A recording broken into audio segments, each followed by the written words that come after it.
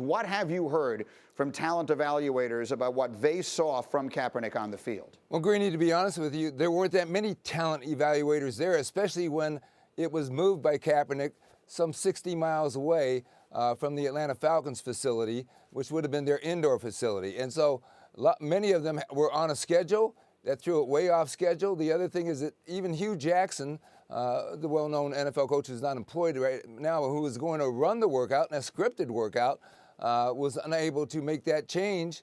And so therefore, there was nothing to be had out of that exhibition that was held on Saturday at that high school. It was not a true scripted workout. For the most part, what I heard from others who said, what the little I saw on TV wouldn't have done anything to move the needle on Colin Kaepernick. And at the same time, we all know that the level of mistrust between the league and the Kaepernick camp is at a very high level. And I even had one evaluator said, I'm not sure he really wants to play football. I think he wanted to get a different message out. Well, perhaps. So then let's ask the next question. Where does it go from here? How does all of this impact Kaepernick as he pursues his return to the NFL? Well, look, it's been since January 1st, 2017, since he played his last game. Nobody has invited him in for a workout. We understand the reasons for, I would say, half of those teams, owners probably weren't going to allow it. I don't have any evidence of collusion, but certainly we see what the evidence is. The other thing is that he's been able to work out for teams on any Tuesday or any time if they had wanted to work him out. And a lot of them are fearful of the circus it would become. I mean, even not having media invited into the Atlanta Falcons facility, people should realize there's not enough room to cram media into a facility like that. And the last thing is, I don't see him. I've had evaluators saying, listen, he's got a noble cause in social injustice, but right now as a football player, we're not signing him. We have no interest in signing him.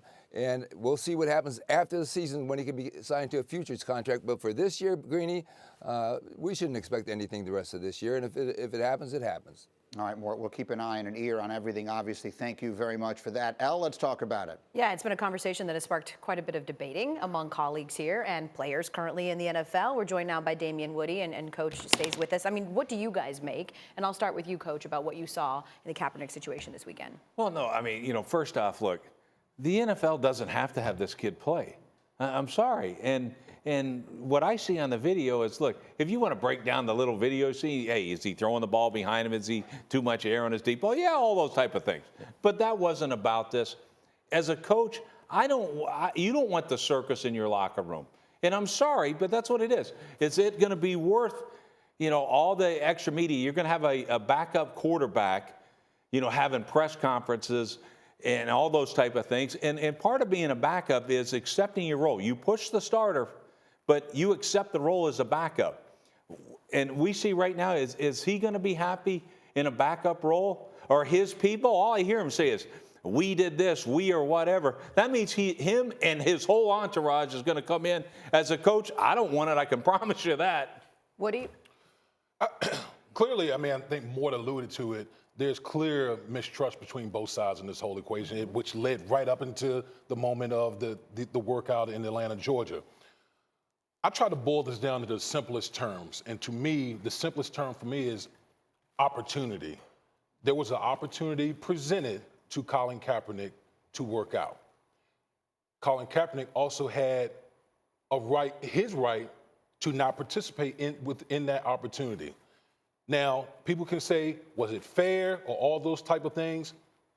But guess what? In the real world, a lot of times, the gatekeepers determine how the game is played.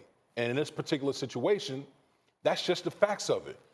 I'm just living in reality in this particular situation with Colin Kaepernick in this workout. NFL, I don't think they've been right in everything, but I will say ultimately at the end of the day, it was an opportunity for Colin Kaepernick to work out in front of, 24 NFL teams. And he chose, and that was his decision, not to do that and proceed to a location an hour away. Can you understand, playing devil's advocate here, why he would feel, right, like the mistrust, why he would feel like they were waiting on the other shoe to drop, why he was feeling skittish? Because leading up to this workout, there's been pundits sitting here saying that this didn't smell right. What's the motivation for that? This is extenuating circumstances. The entire thing is. Because, yes, while the NFL controls this entire thing, they also control why he currently doesn't have a job over the last 3 years. Life isn't always fair. You know, I got fired being 500 as a coach when a coach never won a game and kept his job. I'm not crying about it. And the thing is, hey, for whatever reason, this is where it is. But to me, he did have an opportunity. Now we'll see what happens.